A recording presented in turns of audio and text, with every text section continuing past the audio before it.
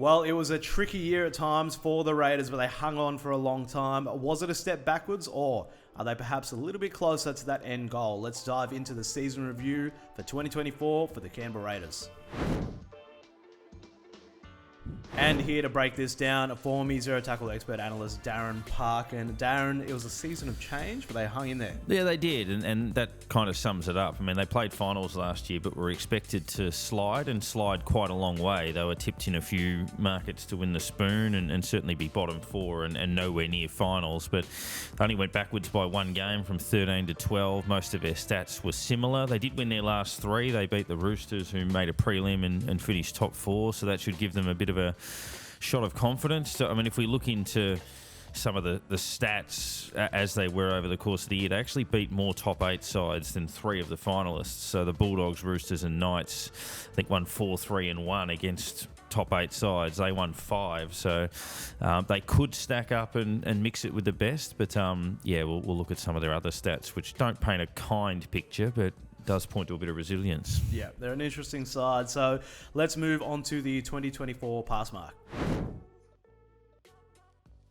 All right, mate. So last season's result, probably a bit inflated. It was a little bit puzzling how they managed to actually make finals last year. So coming into 2024, what would you expect if you were a Raiders fan?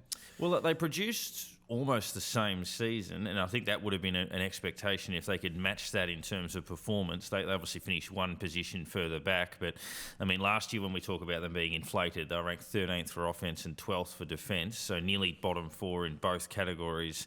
Obviously got outscored by all other finals teams, but managed to make it, and this year was effectively the same. They were a tiny bit better, like a point better defensively per game, and maybe half a point worse off in attack. If you look at some of the other stats, 15th for line breaks last year. They dropped back to 17th this year. They're one of only two clubs to have less than 100, the West Tigers being the other. They missed 37 less tackles this year, but played one less game, so they pretty much maintained that average. They're pretty good discipline-wise, 13th for errors, 14th for penalties conceded, and slightly better on completion. But I think, look, if you had have said to them at the start of the year that they would mirror their output from the year before, given player departures and roster and all of that type of stuff, I think they would have taken that. So I would certainly give them a pass on the season, even though they'd be dirty on missing the 8. Yep, absolutely. All right, so let's take a look at what went wrong for the Raiders in the lowlights. So probably the best place to start with the lowlights is the gap between their best and worst is pretty large. Yeah, it cost them a spot in the finals. I mean, the Knights, who edged them out, didn't have a great points differential either. They were minus 40, but theirs, minus 149, I think it was, and the year before that it was minus 127. So it's a concern for them. And if you break it down, their average winning margin is just under 9 points. So they do win a lot of sort of defensive grinds, but their average losing margin is nearly 20. So their bad days are really bad, and their good days are a bit more workmanlike, but they conceded more than 40 points in a game 5 times. They lost by 22 points or more 6 times. Back-to-back years are well over 100 points in the negative differential, and I think it's 85 3 years ago as well. So I think what summed them up was their loss to the Tigers in round 16 by 24 points, and what was really their last gasp in the season against the Cowboys when they got smashed at the end. So their lowlights are what happens when they lose control of a match. They just can't stop opposition run-ons at all. Yeah, absolutely. Never a good season if you're losing to the Tigers. So let's take a look at the highlights, though. A little bit of positivity. So the best part of the year for Raiders fans is probably some really good wins, one against the Panthers, and then some absolute breakout players coming through this year. Yeah, which is what they needed to do. Obviously, losing Jack Whiten 12 months ago, they needed a few guys to cover that. I know Elliott Whitehead obviously goes this season as well, but Xavier Savage, 15 tries, announced himself as a dynamic weapon. Joe Tarpany's mentioned all the time when we talk about them. Josh Papali, constant presence, very influential. Ethan Strange, another big plus if we talk about Jack Whiten leaving and they needed a few guys to stand tall. He was one of those that did that. But they kept their season alive late in the year by beating the eventual premiers, the 4-peat Panthers. And that was a fitting send-off for Elliott Whitehead in his final home game to win that at the death. So there were still some pretty bright signs for the Raiders throughout the year. Yep. And let's keep the positivity moving with a standout player.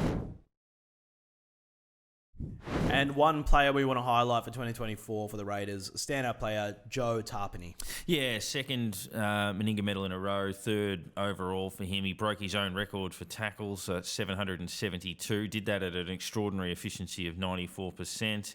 Broke his own running meters record from a couple of years ago with 166. Was pivotal in basically all of their best victories, particularly that win over the Panthers that we touched on previously as well. And yeah, it's a fantastic performance from him to really marshal the troops and lead a youngish roster in the manner that he did.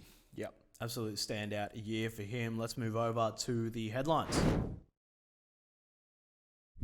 Right, if there's one thing we know at Zero Tackle, it's headlines. And this year, Canberra were pretty well behaved. Not too much to report in this regard. Yeah, kept their heads down, not just being in Sleepy Hollow of Canberra, but they stayed relatively out of trouble. I mean, there was talk around them luring Super League star Danny Walker, but they've cooled on that. The initial transfer fee offer was rejected, and it looks like they wiped their hands and moved away. Obviously, Elliott Whitehead's departure got a little bit of news, and really that's what it's been about, sort of potential player transfers and movements and the challenges that they're perceived to face based on where they are in luring players in. But, nothing of particular controversy. Yep, some good boys down in Canberra. So let's move over to next year, the 2025 pass mark.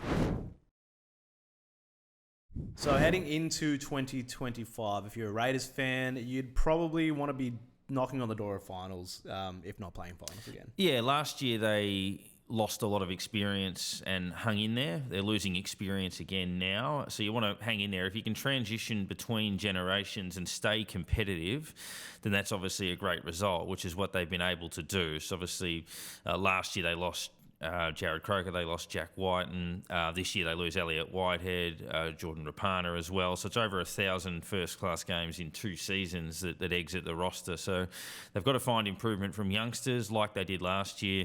And then the most compelling thing is to bridge that gap between their best and their worst. Their points differential cost them a spot in the finals. They've just got to hang in there in games that are going against them. I mean, it's one thing to get beaten, but hang in there and keep asking questions and go down fighting. There were too many times where it just got a bit messy for them, and that really did cost them their season. So I like what they're doing, and they're a team in transition, but they're doing it in a pretty competitive way, and I think we'll see the same thing again. They'll win about half their games and either just make it or just miss. Yep, absolutely. Team in transition. Well, that wraps it up for the season review for the Canberra Raiders. Thanks, Darren. Pretty simple one, pretty straightforward for the Raiders. Yeah, progressing well. I've just got to keep going in the direction they are, and I think they'll be all right. Yep, absolutely. So let us know in the comments if you think the Raiders are on the up. Remember to like and subscribe. We'll be doing season reviews for every NRL team to close out 2024, and we'll be looking ahead to 2026 and who each team should be signing in that contract signing period. So thank you again for watching. Let us know in the comments what you think, and catch all the latest NRL news at zerotackle.com.